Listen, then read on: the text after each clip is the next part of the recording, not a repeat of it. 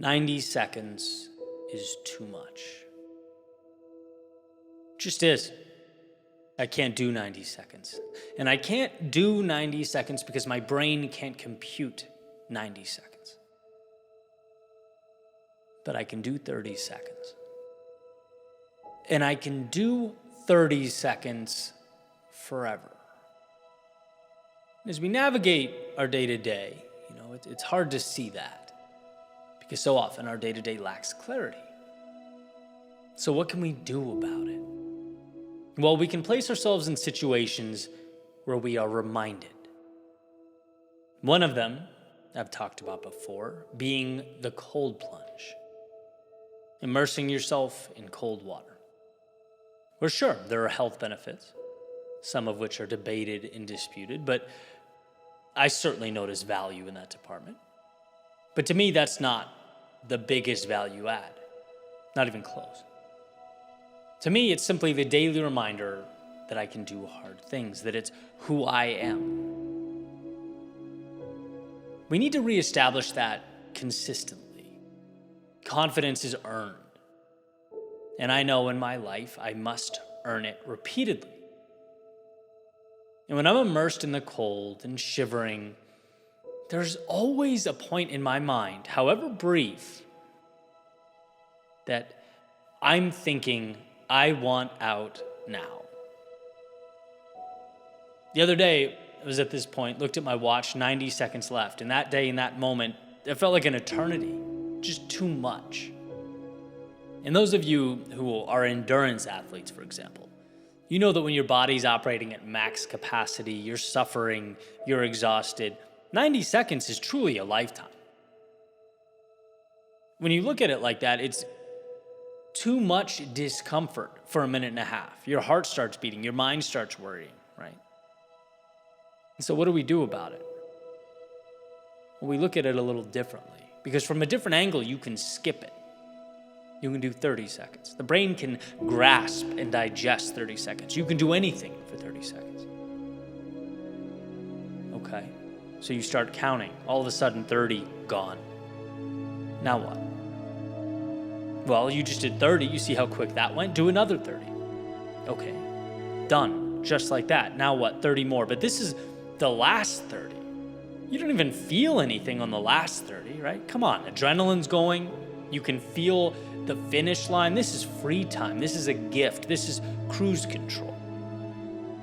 And now, done. You didn't have to do 90 seconds. You only had to do 3 by 30. And anyone saying, come on, man, that's the same thing. Yeah, it's the same when you're not under duress. But it's a miracle when you are. So why is running life?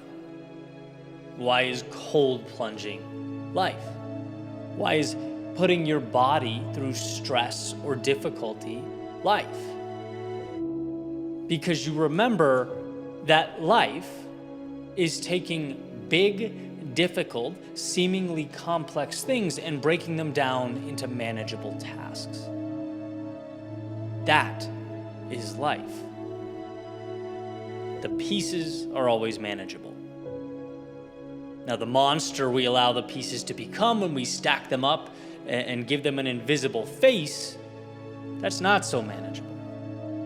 That's self-sabotage. And so to arm yourself with the understanding that all big things must be broken down is to green light the extraordinary. On day 1 in 2014, a YouTube channel with 0 subscribers, growing to help over 100,000 people a day, that's a 90-second cold plunge. That's unfathomable, unthinkable, impossible. But one video, weekly, at least, for 9 years, that's a 30-second cold plunge. It's very doable. Standing in front of the mirror, practicing storytelling and speaking, it's 30 seconds in cold water. Reaching out to others to learn, to get better, 30 seconds in cold water. It's like you look back and you see that you endured that 90-second plunge simply by breaking it down. That's all growth is. That's all evolution is. Finding the smallest piece possible and making it actionable. And then watching that transform, multiply, compound over time. In one of my favorite books, Unbroken by Laura Hillenbrand, this reminder comes through beautifully. Louis Zamperini, an American prisoner of war in Japanese internment camps during World War II, he basically experiences unimaginable hell and suffering. He watches his friends die, he's beaten, he's starved, he comes close to death himself. And at the end, when he's rescued, and I'm paraphrasing, but I remember this part incredibly vividly, he's asked if he could do that again, and he states he'd rather die. Because turning around and viewing it holistically like that is too much. It's unfathomable. That pain is bigger than one can even comprehend. But taking something like that, day by day, step by step, he did the unthinkable. He survived. In breaking the 90-second task down into 30-second pieces, he walked away. In breaking the seemingly insurmountable down into the manageable, and looking at each individual step as a superpower, he emerged. And you talk about perspective. His experience was as challenging as it gets. Right? My cold plunge is laughable in comparison, but my mind doesn't know that. It's up to me to reinforce it. Building a business is nothing in comparison to Louis Zamperini, but my mind doesn't know that. Healing my shoulder and getting stronger in the gym is nothing in comparison, but my mind does not know that. It's looking at the mountain and reminding myself, Eddie, you can't leap those. I've seen you jump, buddy. But the good news is, no mountains need be leapt here. We ascend this thing one rock at a time, and mark my words, you conquer those manageable tasks day in and day out, you will find your summit.